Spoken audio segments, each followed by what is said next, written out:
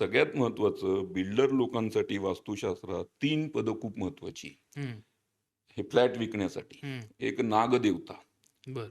म्हणजे ती नॉर्थ वेस्टच्या शेजारी असते. North of north west. त्याचं नाग म्हणून पद एक. हं, ती अट्रॅक्शन झोन असतो. तिथं जर तुमचं सेफ्टी टँक आलं किंवा ड्रेनेजच्या चुकीच्या लाईन तिथं गेल्या कंप्लीट हं, हं. बिल्डिंगच्या, हं, हं. तर त्या बिल्डिंगचं अट्रॅक्शन पूर्ण संपतं. नंतर साऊथ वेस्टच्या शेजारीच एक द्वारिक देवता आहे. द्वारिक म्हणजे नंदी, हं, शंकराचा नंदी. तर कुठलीही निगेटिव्ह एनर्जी आत जाऊ देत नाहीत ते. फक्त पॉझिटिव्हच एनर्जी आत जाऊन देतात. हं.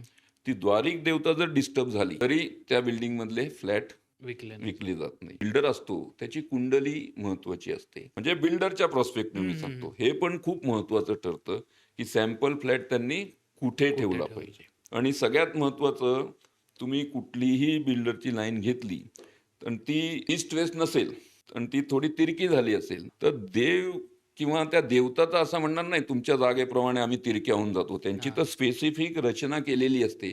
त्या करेक्ट. तिथंच असणार. मग त्या केसमध्ये काय होतं, बिल्डरांना सगळ्यात मोठा प्रॉब्लेम, की आता देवता मधल्या बऱ्याच देवता आपल्या जागेबाहेर जातात आणि काही देवता असतात त्यांचं प्राबल्य वाढतं. हं. तर त्यामुळे त्या देवतांचं पुनर्प्रस्थापित करणं किंवा काही ट्रीटमेंट असतात, त्या करणं खूप गरजेचं असतं. ओके. ते देवता जे असतात ना, त्यांना राज्य सगळं इझिली मिळालेलं असतं. त्यांनी काही कष्ट केलेले नसतात. हं. असुर जे असतात ना, त्यांनी खूप प्रार्थना केलेली असते. तेव्हा त्यांना ती पदं मिळाली असते. खूप प्रार्थना केलेली असते. बरं. त्यामुळे हल्लीच्या कलियुगात तुम्हाला पैसे कोण देतं किंवा नाव प्रसिद्ध तर असुरच देतात.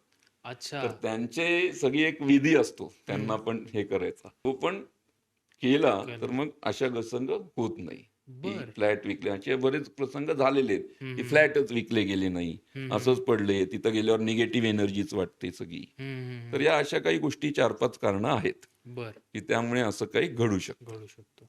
ओके.